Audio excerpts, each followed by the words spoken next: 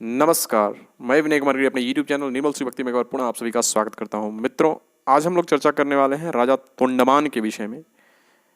स्कंद पुराण में राजा तोंडमान से जुड़ी एक कथा है, जिसके तहत राजा तोंडमान एक बार वेंकटाचल पर्वत पर गए और भगवान वेंकटेश से मिले निषाद राज के सहयोग से। तो उनसे जुड़ी ये जो कथा है, भगवान वेंकटेश से मिलने की, श्रीदेवी भूदेवी माता से भी मिलने की, इसी बात पर हम लोग आज इस वीडियो में चर्चा करेंगे। लेकिन जो लोग चैनल पे नए हैं, चैनल को सब्सक्राइब कर लें और बेल आइकन को प्रेस कर दें, ताकि आगे आने वाली वीडियोस की नोटिफिकेशन आप लोगों को मिलती रहे। तो आइए वीडियो को शुरू करते हैं।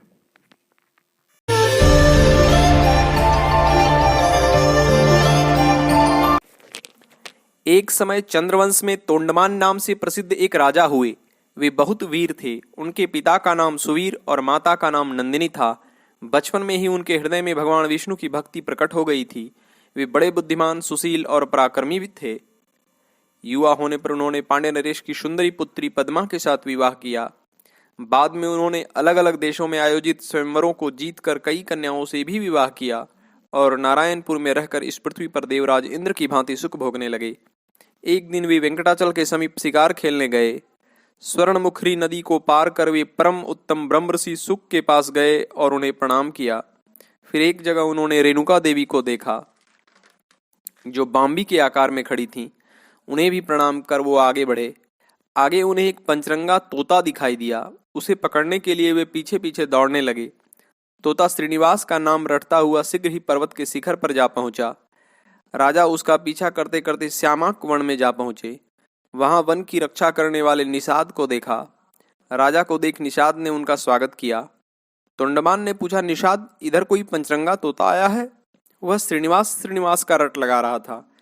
निषाद ने कहा, महाराज, वह तोता भगवान श्रीनिवास को बहुत प्रिय है। उसे श्रीदेवी और भूदेवी ने पाल पोस कर बड़ा किया है।